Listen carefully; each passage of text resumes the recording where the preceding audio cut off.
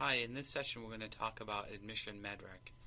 And so what I have is a fake patient where um, we're going to perform admission medrec, and I want you to be clear that the status symbols up here on the top right where it says med history, admission medrec, and discharge medrec, they are not done.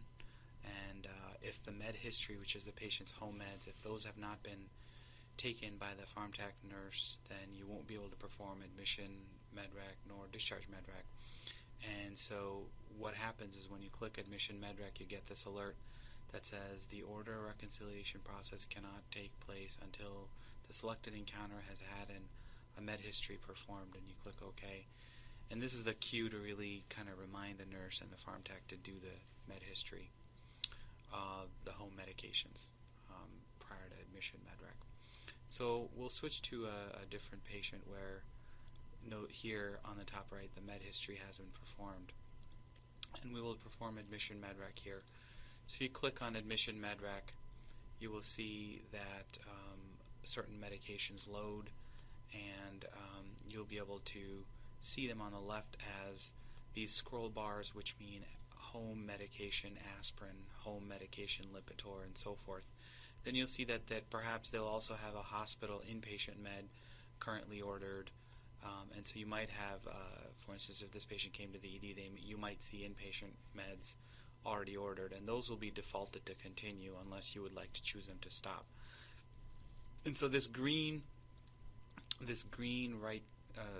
triangle pointing to the right says to continue those meds, and then the red means to stop those meds, a red sign. So, if one selected do not continue aspirin, that's what would happen. If one selected continue, then what would happen is it would try to match the outpatient aspirin to the inpatient aspirin order.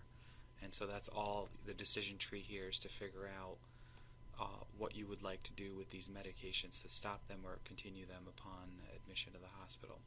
So you would just simply click add on all of them, and so we purposefully created this one because Lipitor is a non-formulary medication, and therefore there's a substitute for Lipitor called Zocor, and it even gives the kind of 5 milligrams of Lipitor is equal to 10 of Zocor. So since they were on 10 milligrams over here, as you can see, they were on 10, that you would just simply select the equivalent, which is 20 of Zocor, so you would just select simvastatin 20. Alternatively, you have the option of ordering it as a non-formulary med, but we recommend switching it over to a formulary med like simvastatin. Click OK. And so you'll note that the simvastatin down here has been ordered, and if you left click on it, it'll show you the details, 20 PO at bedtime. And then this is the maximize minimize details toggle. So bispropol is a combination med, and if you click continue, note how it loads it as a red star, which is a non-formulary medication, and the pharmacy will then appropriately dissociate these two meds into formulary meds. Cholesterol, again, it's going to load up correctly. Synthroid should load up correctly, and mirtazapine should also load up. So just to kind of give you a practice on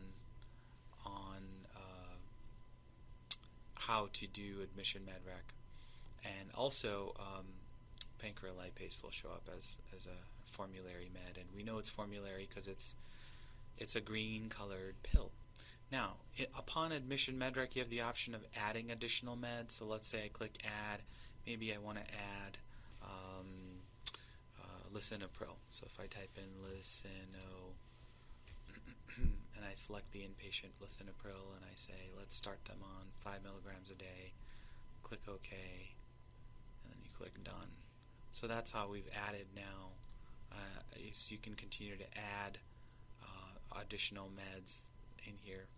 And then it's critical to, once you're happy with the admission medrec, to click sign, and not plan to click sign. And this allows the medrec process to complete, and therefore allows us to do electronic admission medrec.